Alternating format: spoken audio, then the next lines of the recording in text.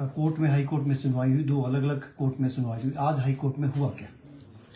देखिए, जो बालूगंज में आशीष शर्मा जी और राकेश शर्मा जी के खिलाफ एफआईआर दर्ज की गई है, विधायकों की खरीद फरोख्त कर, अनड्यू एडवांटेज लेकर और क्रिमिनल कॉन्स्पिरेसी रचकर सरकार को गिराने की मंशा से जो अपराध किया गया है, उसमें आज बेल लगी थी। उस बेल में कुछ देर तक बहस हुई तथा फिर माननीय न्यायालय ने कहा कि अभी क्योंकि इन्वेस्टिगेशन अभी प्रिलिमिनरी स्टेज पर है, जिसमें हमने कहा कि अभी इन्वेस्टिगेशन प्रिलिमिनरी स्टेज पर है, राकेश शर्मा को बुलाया गया था परंतु उन्होंने उस तरह से कोऑपरेट नहीं किया जो करना चाहिए था।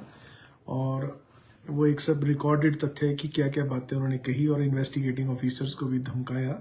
ये सारी बातें हमने न्यायालय के ध्यान में लाई तो न्यायालय ने कहा कि अब इस मामले की सुनवाई 26 को होगी और ये एक्यूज जो है वो इस मामले में इन्वेस्टिगेशन में जब जब भी बुलाए जाएंगे वो इन्वेस्टिगेशन ज्वाइन करेंगे। अब इन एक्यूज लोगों ने एक और पिटीशन डाली है जो एफआईआर क्वैशिंग के लिए डाली है। उसमें अब अगली डेट जो है 26 तक रखी गई है। उसमें हमें निर्देश दिए गए हैं कि जो इनकी पिटीशन है उसका जवाब देगी सरकार और 26 तारीख तक को उस मामले में अगली सुनवाई होगी।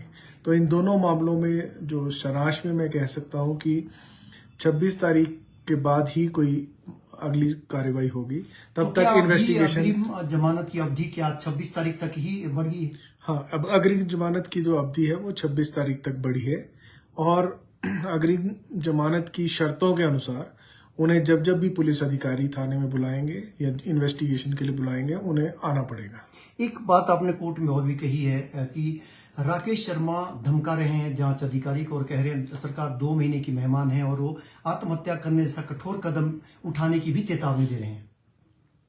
देखिए, ये रिकॉर्डेड वर्जन है पुलिस स्टेशन में और ये हमारी जो आज स्टेटस रिपोर्ट फाइल की गई है उसका भी ये वर्जन है।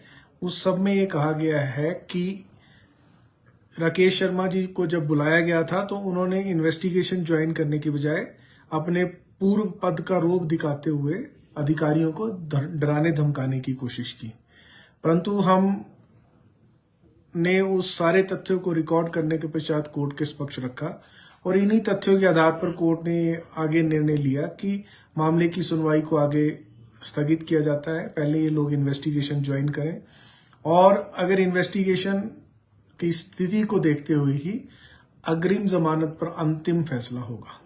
Thank you. Okay ji.